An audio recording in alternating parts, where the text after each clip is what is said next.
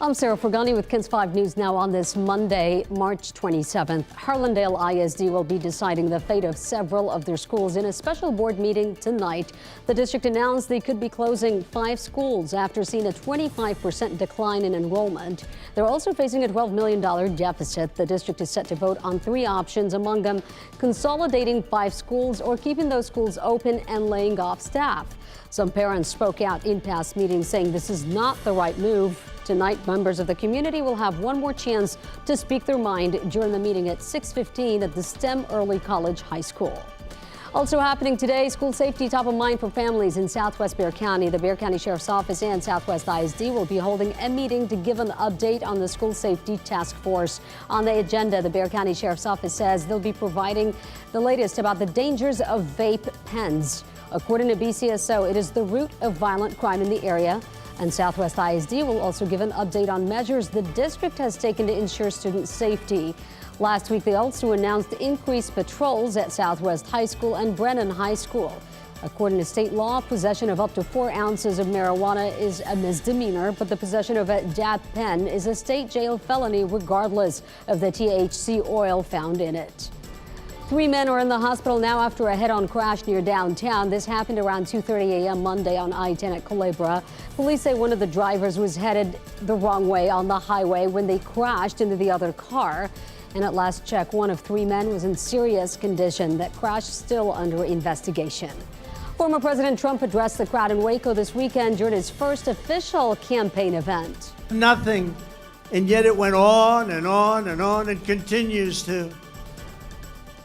He stacked his office with D.C. operatives. Trump there responding to a potential indictment in New York alleging he made hush money payments to adult film star Stormy Daniels during the 2016 campaign.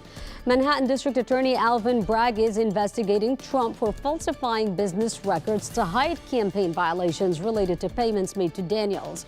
However, Trump denies any wrongdoing and criticized Bragg. Deputies have arrested a man they say sexually assaulted a 10-year-old girl. The victim's mom called the Bexar County Sheriff's Office saying 28-year-old Peter Valenzuela had allegedly sexually assaulted the girl on March 24th. Child Safe investigators interviewed Valenzuela and then arrested him on first-degree felony of aggravated child sex assault. Deputies are now asking anyone with additional information to call them at 210-335-6000, and you can stay anonymous. A family on the west side is raising money now for the funeral of their little girl while her killer is still on the run. Police say 12-year-old Rebecca Rodriguez was killed in a drive-by shooting more than a week ago. Her family says she was shot just one day before her 13th birthday outside a home on South Gallahan Road where she was at a party. Witnesses say a car drove by and Rebecca and another girl were hit. That other girl survived. Now, the family spent Sunday raising money for funeral expenses, and they're asking if you know anything to please call police immediately. Meanwhile, authorities have issued a call for help finding a missing child. Police say a report was made just days ago. However, the boy may have disappeared months ago, and his mother appears to have fled the country. 6-year-old Noel Rodriguez Alvarez was last seen in Everman, 12 miles south of Fort Worth. Police say Texas Child Protective Investigations contacted them. CPI saying several family members claimed they hadn't seen Noel since November. Officers spoke with the mother, who said the child was in Mexico with his father, but later they determined this to be a lie. Police say they later discovered the mom, stepfather, and 6 siblings had boarded a flight to Istanbul, Turkey, and Noel was not listed as a passenger. DPS has now reclassified Noel as endangered and missing. Fort Hood is changing its name to Fort Cavazos. 9 U.S. Army bases will be redesignated, removing names of Confederate officials. The new name honors General Richard Edward Cavazos. He is a Texas-born Korean and Vietnam War hero, and that change will happen May 9th. A local veteran who's also a barber is fighting lung cancer, and as his fight was underway, he was struggling to reach out for help. Last November, Derek Detail Johnson was diagnosed with a type of lung cancer that's common among veterans. Johnson was in the Army for 4 years. He has a disability application pending, but with 2 kids in college and 2 more still in school, he needed to find some way to bring money in. And that's when he says the community stepped in.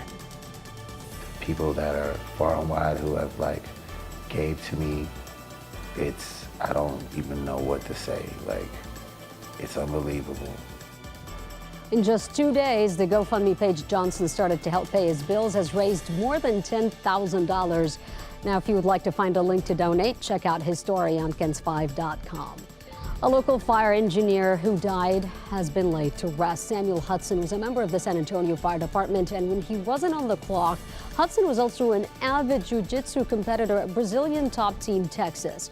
Now, the local martial arts gym is hosting a fundraiser for his family. That fundraiser will be held Saturday, April 1st at 12 p.m., and they said proceeds will go to Hudson's children and family. The city of San Antonio is looking for people to join their solid waste services team, and they're looking to hire right now. The department is adding truck drivers, collection workers, and senior equipment operators. The pay is above $17 an hour. The city has a complete look at all of these roles online at sanantonio.gov/HR. Today, you can also learn how to lower your property tax bills this year and also file an appeal with the appraisal district. This is happening at Ron Darner Park headquarters from 4 to 7 this evening. The free workshop will explain different exemptions available and tips to submit your appeal to the appraisal district. You can also receive one-on-one legal assistance from experts. For today's forecast, I want to check in with meteorologist Paul Morales. All right, we got a lot of cloud cover out there this morning, Sarah. A little patchy drizzle, but mainly clouds. The clouds will thin out a bit, and I think we'll see a little sunshine this afternoon.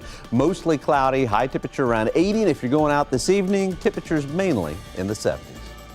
And that's a look at your KENS 5 News now. Thanks so much for joining me. I'm Sarah Forgani. I'll see you tomorrow.